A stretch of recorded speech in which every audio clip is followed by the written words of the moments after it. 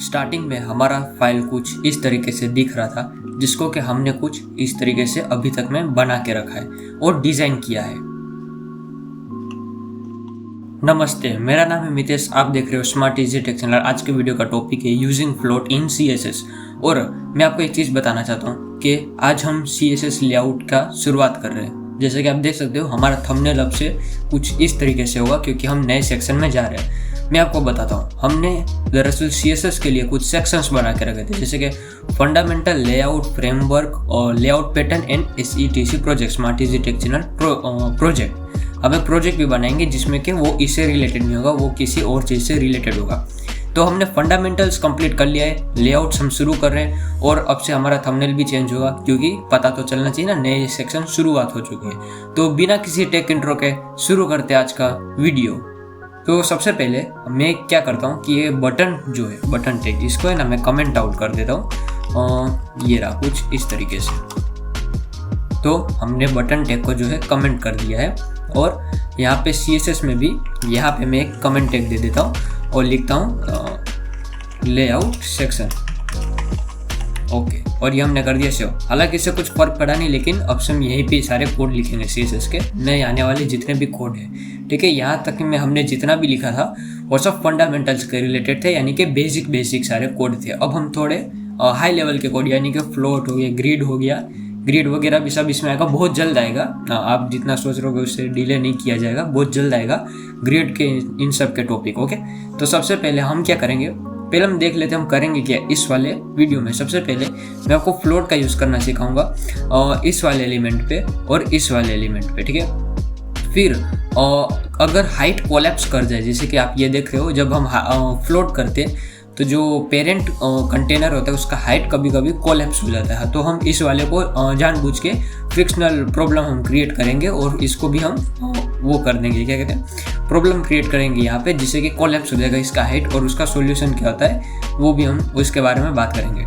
तो जैसा कि मैंने कहा, सबसे पहले यहाँ पे हम इस वाले इमेज के साथ फ्लोट का यूज़ करना सीखेंगे। इसको मैं थोड़ा जूम कर देता हूँ 110 पिक्सल, और यहाँ पे हम कमेंट एक दे देते हैं CSS लोगो, ताकि कोई कन्फ्यूजन क्रिएट ना हो। यहाँ पे हम कर देते हैं सेव।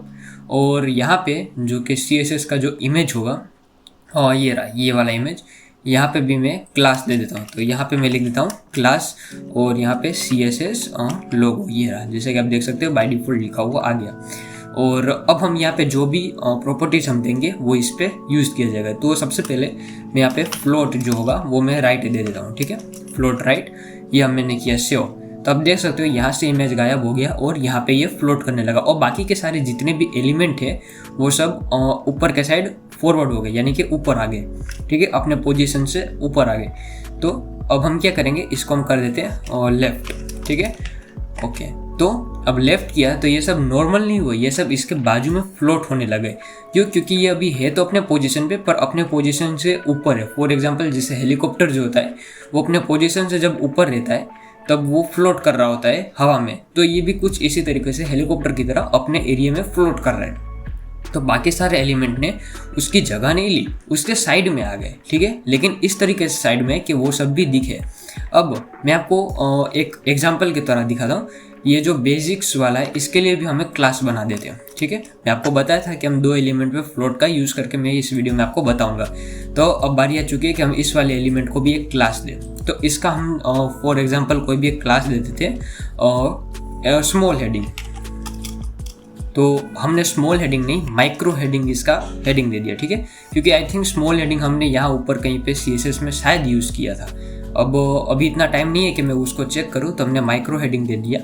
तो यहाँ पे कहाँ गया, ये रहा। जैसे कि इसको ID हमने दिया है, तो हम एक ही एलिमेंट क्लास भी दे सकते हैं, ID भी दे सकते हैं। ठीक है, तो यहाँ पे हम क्लास दे देते हैं माइक्रो, और ये रहा माइक्रो हेडिंग। अरे एक मिनट,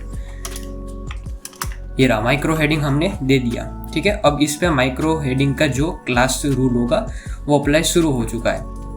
तो सबसे पहले इसको भी एक रूल दे देते हैं। मैं आपको दिखाता हूँ पेडिंग, और यहाँ पे हम पेडिंग देंगे फॉर एग्जांपल 10 पिक्सल। ठीक है, 10 पिक्सल ले दिया, सेव किया। तो इसने क्या किया, अपने जगह से नीचे आ गया। क्यों? क्योंकि पेडिंग अभी इसने अपने पूरे के पूरे ब्लॉक के ऑल ओवर सब जगह दिया। लेकिन हम यहाँ पे टॉप नहीं देंगे, हम यहाँ पे देंगे लेफ्ट। ठीक है, अब हम करते हैं सेव। तो आप देख सकते हो कि कोई फर्क नहीं पड़ा। फर्क क्यों नहीं पड़ा, उसके पीछे का रीज़न क्या है? उसके पीछे का रीज़न है कि ये इमेज का साइज़ पहले हम देख लेते हैं। इमेज का खुद का साइज़ 50 पिक्सल का, यानी कि जब तक हम 50 से इंक्रीज़ नहीं करेंगे ये चेंज नहीं होगा अपनी जगह से। जैसे कि मैं यहाँ पे 35 भी दे दूँ तब भी ये ऐसे का ऐसा ही रहेगा। मैं 50 से इंक्रीज करूँगा, जैसे कि 55 पिक्सल अगर मैं इसको दे दूँ और अब मैं इसको सेव करूँ, तब आप देखो ये अपने जगह से 0.5 पिक्सल हटा है। क्यों 0.5? क्यों, हमने तो 55 दिया था। 0.5 इसलिए क्योंकि 50 पिक्सल तो इसके पीछे खुद ये फ्लोट कर रहा है, इसलिए 50 पिक्सल तक तो ये 0 ही कंसिडर करेगा। और 0.5 इसलिए क्योंकि हमने 55 दिया, 0.5 इंक्रीज किया 50 पिक्सल से, तो ये अपने साइड में आ गया। चलो मैं इंस्पेक्ट करके दिखा रहा हूँ। हाँ ये रहा, इंस्पेक्ट मैंने किया।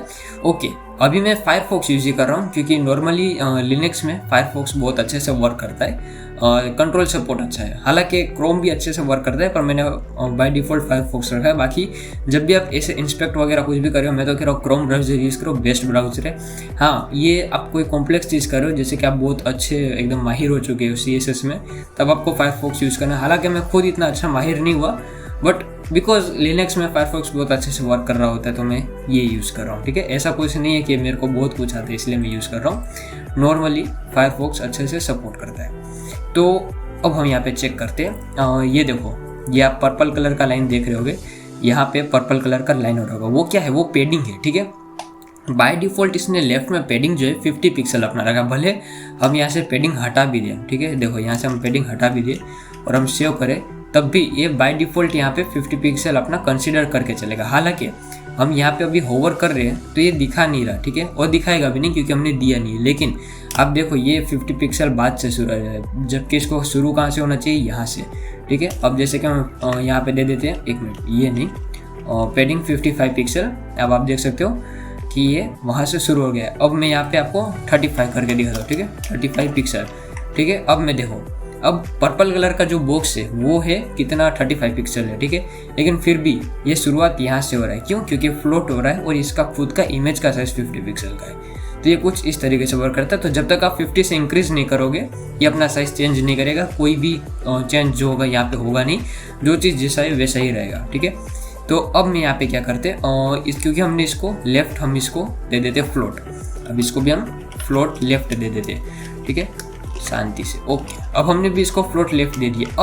अब अगर हम यहाँ पे लिखते हैं पेडिंग 10 पिक्सल। ठीक है, 10 पिक्सल और हम करते हैं सेव, तो आप 10 पिक्सल पूरा नहीं, 10 पिक्सल लेफ्ट साइड, और अब हम इसको करते हैं सेव।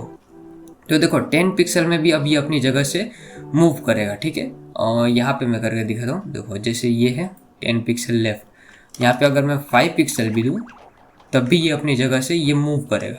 ओके, यहाँ पे मैं कर देता हूँ 0। देखो अब 5 अपनी जगह से उसने चेंज लिया, 5 पिक्सल यहाँ पे आए। क्यों? क्योंकि अब ये खुद भी एक फ्लोट, अपने आप को फ्लोट करवा रहा है।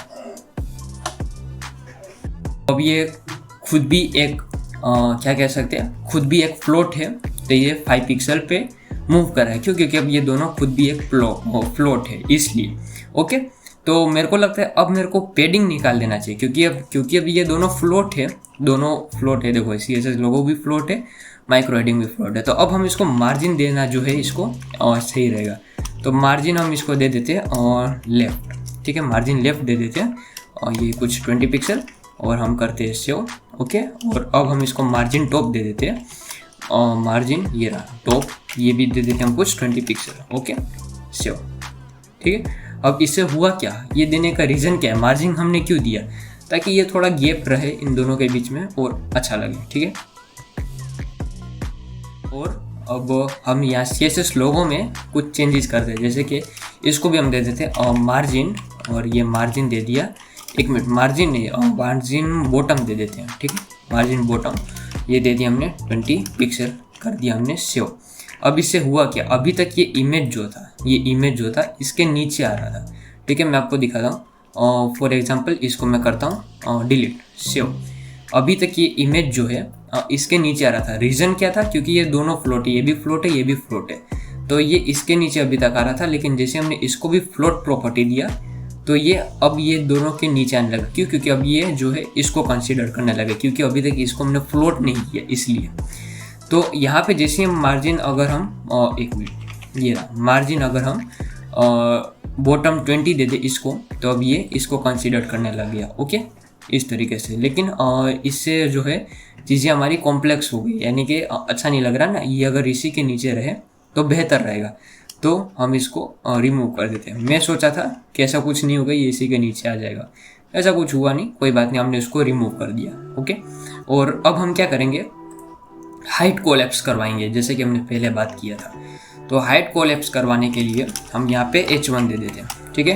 हालांकि H1 ऑलरेडी हमने यहाँ पे एक बार दे के रखा है, ये रहा, आप देख सकते हैं यहाँ पे, और यहाँ पे भी हमने H1 दे के रखा है। लेकिन अगर हम बार बार कॉल करवाते किसी भी एलिमेंट को, कोई फर्क नहीं पड़ता, जो चीज़ जैसा है वैसे ही रहता है। ओके, फ्लोट हम करवाते हैं और left side. Okay, by default left side तो ये फ्लोट करता ही है, और हम फिर भी लेफ्ट साइड। और नेविगेशन, ठीक है, नेविगेशन, और इसको भी हम करवाएंगे फ्लोट, लेकिन इसको हम करवाएंगे फ्लोट करवाएंगे राइट साइड। ओके, अब हम करते हैं शो।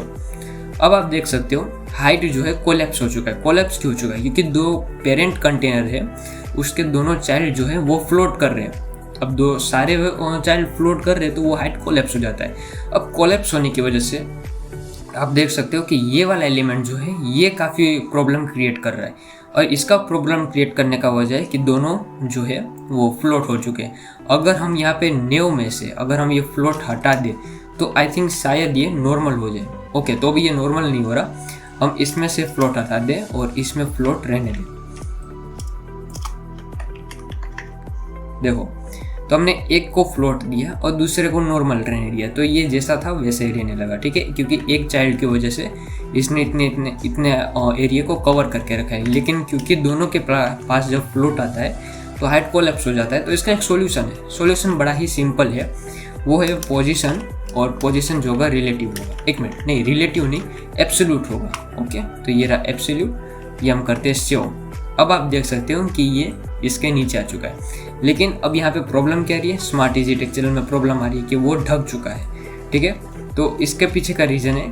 और हाँ, आपने एक चीज़ नोटिस किया होगा कि ये वाला जो बॉर्डर है ये खुद भी जो है काफ़ी छोटा हो चुका है। ये इतना छोटा नहीं था, ये पूरा यहाँ तक आ रहा था, बॉटम तक, जहाँ पे ये वेलकम ख़त्म हो रहा है यहाँ तक। तो ये इतना क्यों हो गया? इसके पीछे का बड़ा ही सिंपल सा रीज़न है, कोई फैंसी रीज़न नहीं, वो है पेडिंग की वजह से। हम इंस्पेक्ट करते हैं और यहाँ पे आप चेक करो कि ये जो हेड है इसका हमने पेडिंग दिया है 10 पिक्सल। अगर हम ये 10 पिक्सल हटा दें तो ये वो भी गायब हो जाएगा, ठीक है, क्योंकि दोनों इसके चाइल्ड फ्लोट कर रहे हैं।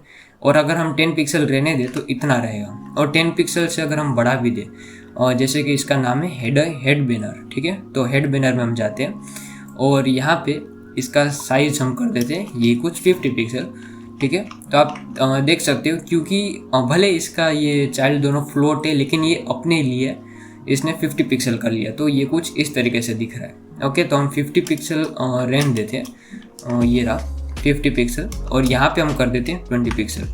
ओके, टेम्पररी, ताकि स्मार्ट इजी टेक चैनल दिखे। और नया प्रॉब्लम क्रिएट हो चुका है। नया प्रॉब्लम क्या है कि अब स्मार्ट इजी टेक चैनल जो है वो आधा कट रहा है नीचे से। ओके, तो क्या इसका एक कोई सोल्यूशन है? तो इसका सोल्यूशन हम नेक्स्ट वीडियो में जानेंगे।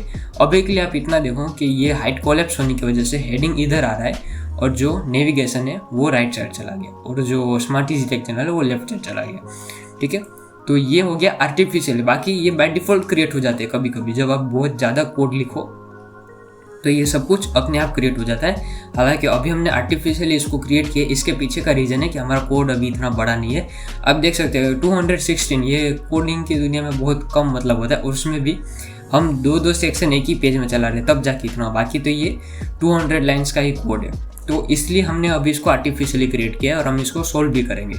लेकिन जब आप कोड लिखोगे ना, तब ये बाय डिफ़ॉल्ट अपने आप पता नहीं कहीं से तो क्रिएट हो जाएगा, और उस टाइम पे काफ़ी मुश्किल होते हैं। हालांकि कोई बात नहीं, लेकिन हम प्रिटेंड तो कर ही सकते हैं इसको सोल्व करने का। तो आज के वीडियो में इतना ही, बाकी का टॉपिक हम नेक्स्ट वीडियो में कवर करेंगे।